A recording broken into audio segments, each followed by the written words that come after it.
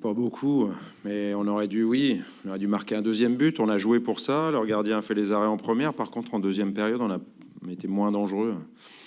Mais c'est une victoire logique. Et puis c'est une victoire réussie sans 6 titulaires. Donc c'est quand même une performance pour les joueurs qui étaient sur le terrain, comme je vous l'avais dit à la conf de presse d'avant-match. Que j'avais confiance en ces joueurs-là, et donc il y a beaucoup de satisfaction. Le gros avantage, c'est qu'on était les seuls à jouer, et du coup, ces 3 points-là sont les bienvenus, mais il faut que ce soit qu'un début. Voilà, il faut absolument continuer la série et être capable de gagner à Dijon.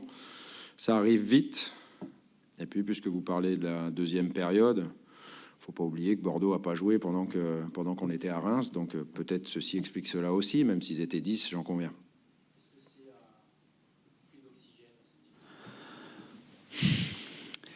Moi, j'ai trouvé que, au moins, les joueurs n'ont pas lâché, parce que c'est jamais facile de jouer un match comme ça.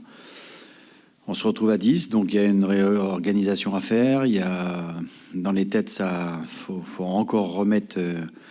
Mais moi, j'ai pas de reproche à faire aux joueurs. Ils se sont battus pour essayer de revenir au score, et puis ça aurait pu se faire. C'est pas évident, je veux dire. Bon, il faut vite switcher pour essayer de repartir sur de bonnes bases et se dire bon, bah à 10 on peut jouer, on peut revenir, tout au moins marquer et puis pas prendre de but. Puis ce but, bon, vient un petit peu tôt. Bon, un but, on prend un but sur une petites erreurs de placement, des choses comme ça, mais bon, ça c'est un détail. Ça, le principal, c'est au moins de ne pas l'avoir laissé tomber, de ne pas d'avoir essayé d'avoir la possibilité au moins de pouvoir revenir dans le match. Bon, ça n'a pas été facile, mais bon, on a essayé de revenir.